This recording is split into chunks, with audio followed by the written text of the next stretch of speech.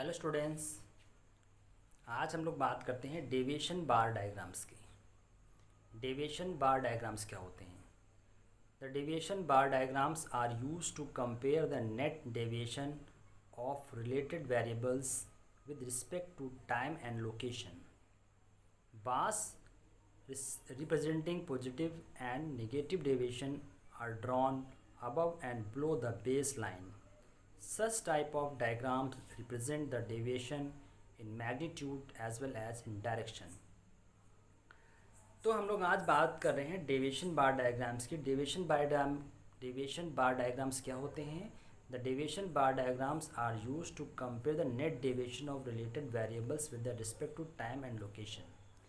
जो भी वेरिएबल्स में जो डेविएशन होता है वो डेविएशंस कैसा है? नेट डेविएशन जो होता है चाहे वो नेगेटिव हो सकता है या पॉजिटिव भी हो सकता है। और डेविएशन कब होता है? या तो अकॉर्डिंग टू टाइम या लोकेशन। कभी कभी क्या होता है, जो भी हम वेरिएबल्स दिए होते हैं, जो वैल्यूज़ दी होती हैं, वो टाइम या लोकेशन के अकॉर्डिंग उसमें चेंजेस आता है। चेंजेस ये भी हो सकता है कभी वो पॉजिटिव में चेंज हो, कभी वो नेगेटिव में चेंज हो। ठीक है, तो हम एक डेविएशन को शो करने के लिए, अप्स एंड डाउन्स जो डेविएशंस होते हैं उनको शो करने के लिए डेविएशन बार डायग्राम्स को बनाते हैं। तो इसको समझने के लिए एक बहुत छोटा सा एग्जाम्पल हम देख लेते हैं और आपको आसानी हो जाएगी समझने में। एक नीचे आप देखिए एग्जाम्पल दिया है, represent the following data by deviation by diagrams, जिसमें ईयर दिए हैं 2013, 2014, 2015, 2016, 2017 एंड 2018। और फिर उसके बाद नीचे सेविंग्स एंड डिफिसिट दिया है 1000 में। ठीक है, 30,000 this is a positive variables, then -20 ये हो गया नेगेटिव, 10,000, 15,000 एंड -25,000 एंड 20,000। तो यहाँ पे जो सेविंग एंड डिफिसिट दिया हुआ है, ये देखिए जो पॉजिटिव में है वो सेविंग्स है, क्योंकि अगर हम एक सिंपल सी बात है, अगर हम कुछ पैसा सेव कर रहे हैं और हमारी सैलरी से एक्स्ट्रा जो सेव हो रहा है खर्चों के बाद बच रहा है, दैट इज़ अ सेविंग। लेकिन हमको हमारी सैलरी से ज़्यादा हम खर्च कर रहे हैं, मतलब उधार लेके जो भी, वो डिफिसिट में है। तो इस डेविएशन को, जो पॉजिटिव है, जो सेविंग है, जो हमारी अर्निंग से ज़्यादा है वो सेव कर ले रहे हैं, और जो अर्निंग से ज़्यादा खर्च कर दे रहे हैं दैट इज डिफिसिट, तो ये माइनस में हो रही है। तो इसी डेविएशन को हम बार डायग्राम्स में शो करते हैं, उसी को हम बोलते हैं डेविएशन बार डायग्राम्स। तो आप इसको इस तरह फिगर में देख सकते हैं, saving deficit 2013 to 18 in 1000 rupees में। तो हमने देखा 2013 में जो हमारी सेविंग की थी 30,000 थी, जो कि पॉजिटिव वैल्यू है। तो हमने जो हमारी बेस लाइन दी हुई है, जीरो से जो हमने बेस लाइन दी है जो एक्सिस पे, उसको लेते हैं, उसके ऊपर वाले पार्ट में जब वैल्यू रहेगी, जो वेरिएबल्स रहेंगे वो क्या होंगे? पॉजिटिव वैल्यू होंगी, क्योंकि वो सेविंग है और पॉजिटिव है, तो हम उसको पॉजिटिव वाली बेस लाइन से ऊपर बनाते हैं। उसी तरह 2014 में बेस लाइन के नीचे आ गई है सेविंग, माने डिफिसिट हो गया है, तो उसको -20 हो गई है। तो हम जो भी हमने सेविंग डिफिसिट ली हुई वर्टिकल एक्सिस में, हम उससे मैच करते हुए उसको हम नीचे की तरफ लाएंगे। बेस लाइन जो बनाई है हमने 0 से x तक, उसको हमने क्या किया है, वो जब उसके नीचे हो जाएंगे तो वो नेगेटिव वैल्यू हो जाएगी, उसको -20 लिखेंगे। इसी तरह 2015 में 10 है जो कि पॉजिटिव है सेविंग्स, फिर 2016 में 15 है सेविंग्स, और 2017 में फिर डिफिसिट हो गया है -25। उसके बाद फिर क्या हुआ है, 2018 में 20 सेविंग्स है जो पॉजिटिव वैल्यू है। तो हमने देखा कि जब हम डेविएशन बाय डायग्राम्स बनाते हैं तो पहले सबसे पहले एक बेस लाइन बना लेते हैं, फिर हम उसके ऊपर और नीचे दोनों ही तरफ क्या कर लेते हैं, ऊपर की तरफ पॉजिटिव वैल्यू ले लेते हैं और नीचे की तरफ नेगेटिव वैल्यूज़। ठीक है, जो भी उसमें हमने हमारे एग्जांपल में जो इलस्ट्रेशन में दिया हुआ है, सबसे जो मैक्सिमम जो पॉजिटिव वैल्यू कितनी है 30 है, और मैक्सिमम जो नेगेटिव वैल्यू है -25 है। तो हमने दोनों ही तरफ क्या कर लिया, 30 ले लिया, पॉजिटिव में 30 ले लिया ऊपर की तरफ बेस लाइन के, और बेस लाइन के नीचे भी हमने 30 ले लिया माइनस के। तो जहाँ जहाँ वो डिफिसिट हुआ है हम उसको नीचे की तरफ बार डायग्राम्स बनाएंगे, और जहाँ जहाँ देखा है कि वॉल्यूम पॉजिटिव है या सेविंग्स है उसको हम बेस लाइन के ऊपर ले जाएंगे। ठीक है, अब उसके बाद दूसरा एक और डायग्राम्स है जिसे हम बोलते हैं पाई और सर्कुलर डायग्राम्स। ये भी एक बहुत इम्पॉर्टेंट है, कभी बहुत मोस्टली आपके एग्ज़ाम से पूछा भी जाता है। तो पाई और सर्कुलर डायग्राम्स क्या होते हैं? Pie diagrams is a circle divided into various segments showing the percent values of series.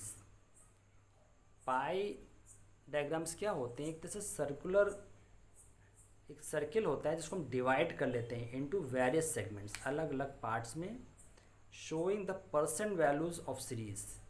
जो भी सीरीज दी है उसको हम परसेंट वैल्यू में शो करते हैं। ठीक है, the diagram does not show absolute values. यहाँ पे जो वैल्यूज शो करेगी पाई के अंदर वो एब्सोल्यूट नहीं होगी, वो परसेंट में दी होगी। Construction of pi diagrams involves the following steps. अब हम पाई डायग्राम्स को बनाने के लिए कुछ स्टेप्स हैं वो मैं बता रहा हूँ, उसको समझेंगे कैसे हम उसको बनाएंगे। सबसे पहला स्टेप है, as a first step absolute values of the series are converted into percent values. सबसे पहले जो भी उसमें एब्सोल्यूट वैल्यूज दी होगी एग्जाम्पल में, उसको हम कन्वर्ट करेंगे किसमें? परसेंट वैल्यू में। अब एग्जाम्पल देख लेते हैं कि मान ली एक क्लास में कितने 45 स्टूडेंट्स हैं, जिसमें 20 आर फर्स्ट डिवीज़न, 20 उसमें कितने फर्स्ट डिवीज़न हैं, और 15 है second divisions and 10 are third divisions. अब हम क्या करेंगे? अब इसको हम परसेंट में बदलेंगे। जो एब्सोल्यूट वैल्यूज़ दी है इसको हम परसेंट में चेंज करेंगे। वो कैसे करेंगे? जो टोटल कितने हैं 45 हैं, तो अब हम सबसे पहले क्या करा, हमने देखा कि उसमें 20 जो फर्स्ट डिवीज़न है उसको हम परसेंट निकाल लेंगे। परसेंट कैसे निकालते हैं? 20 डिवाइडेड एट 45 इंटू 100। ठीक है, तो ये कितना हो जाएगा? 44.45%। इसी तरह हम जो सेकंड डिवीज़न के हैं 15/45 इंटू 100, ये आ जाएगा 33.33%। और सेकंड डिवीज़न हो जाएगा, फिर थर्ड डिवीज़न कितना है? 10/45 इंटू 100 इक्वल टू 22.22%। सबसे पहले हमने जो एब्सोल्यूट वैल्यू दी है उसको हमने क्या किया? एक परसेंट वैल्यू में चेंज कर लिया। अब हम देखेंगे सेकंड स्टेप में हम क्या करेंगे। Second, draw a circle, note the fact that within a circle we can draw 4 angles of 90 degrees. अब एक सर्किल बनाएंगे, उस सर्कल के अंदर हम क्या करेंगे? वी कैन ड्रॉ 4 एंगल्स बनाएंगे। कितने कितने के? 90 डिग्रीज के। जैसे कि आप सर्किल में देख रहे हैं हमने 4 एंगल्स बनाए हैं, angle ABC, angle ABD, angle EBC and angle EBD। ये 4 एंगल्स हैं, सारे एंगल्स कितने कितने के हैं? 90 डिग्रीज के हैं। फिर और टोटल अगर हम इन सब एंगल्स को ऐड कर लें तो कितना हो जाएगा? 360 डिग्री का, तो एक पूरा सर्किल है। फिर हाउएवर द सर्किल कॉल्ड पाई, इसी सर्किल को हम क्या बोलते हैं? पाई बोलते हैं। To be finally divide on the basis of the given actual data. अब हम इसी सर्किल को जो एक्चुअल डाटा दिया है उसके अकॉर्डिंगली इसको डिवाइड कर लेंगे। दस given the percentage share the first divisors, second divisors and the third divisors. जो भी परसेंट डिवीजन दिए हैं फर्स्ट सेकंड थर्ड के, उसके अकॉर्डिंगली हम इसको डिवाइड करेंगे। जैसे कि पहला है 44.5%, 33.33%, 22.22% रिस्पेक्टिवली। अब इनको हम अगर आपस में जोड़ दें तो कितनी होती है? 100 हो जाती है। We divide the circle in terms of different angles as under. अब हम इसको एज ए डिग्री के फॉर्म में कैसे चेंज करेंगे? अब मान लीजिए आपका फर्स्ट डिविजर्स जो थे वो कितने थे? 44.44। इसको डिवाइड करेंगे 100 से, then multiplied into 360 degree is equal to 160। तो हम जो हमारे पास एब्सोल्यूट वैल्यू आई थी उसको हम डिग्री में चेंज करने के लिए क्या करते हैं? जो भी एब्सोल्यूट वैल्यू आई थी परसेंट में उसको हमने डिवाइड किया 100 से, मल्टीप्लाई किया 360 डिग्री, क्योंकि पूरा सर्किल 360 डिग्री का होता है। वो जो फिर कितना आ गया? 160 डिग्री।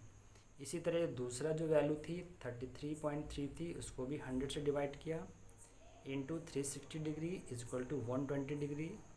फिर उसके बाद 22.22 upon 100 into 360 degree is equal to 80 degree. अगर हम तीनों को ऐड कर लें 160 plus 120 plus 80 is equal to 360 degree.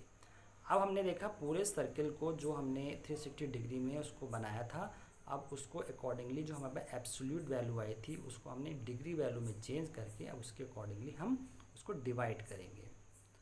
अब हमने देखा कि जो सबसे accordingly 44.45% of the first division would mean 160 degree. जो हमारा फर्स्ट डिविजर्स के जो परसेंट था 44.45%, वो उसका वो एक्चुअली मीन क्या हुआ 160 डिग्री। तो हम जो सबसे बड़ा जो पार्ट होगा 160 डिग्री का हमने वो किसको दिया है, फर्स्ट डिविजर्स को दिया है। ठीक है, इसी तरह जो हमारा दूसरा पार्ट है 33.3 थी वो सेकंड डिविजर्स है तो वो हो गया 120 डिग्री का, और उसी तरह 22.22% है तो वो हो गया 80 डिग्री का। तो ये सारे डिग्री हमने डिवाइड करके अलग अलग लिख ली है, और एक चार्ट जो पाई चार्ट सर्किल बनाया था उसको हमने उनकी जो एक तरह से पोजीशन है जिस इनकी स्ट्रेंथ के अकॉर्डिंग सबको उतना उतना पार्ट में डिवाइड कर दिया है, और अलग अलग कलरिंग करते हैं जिससे कि और वो अट्रैक्टिव भी लगे और आसानी से हमें दिखाई भी पड़े कि किसको कितना पार्ट मिला है। This indicate percentage distribution of the students of class 11 according to their division status. तो इस तरह से हमने देखा कि किस तरह से हम पाई डायग्राम्स बनाएंगे। तो सबसे पहले तो पाई डायग्राम्स को समझने के लिए हमको जो स्टेप्स मैंने आपको 2 स्टेप्स बताए हैं इनको समझना बहुत ज़रूरी है। ठीक है, तो मैंने पहले तो बताया था जो एक्चुअल वैल्यू दी होगी, एब्सोल्यूट वैल्यू जो दी होगी, ठीक है, उसको हम क्या करेंगे, पहले जो एब्सोल्यूट वैल्यू को हम क्या करेंगे परसेंट वैल्यू में चेंज कर लेंगे।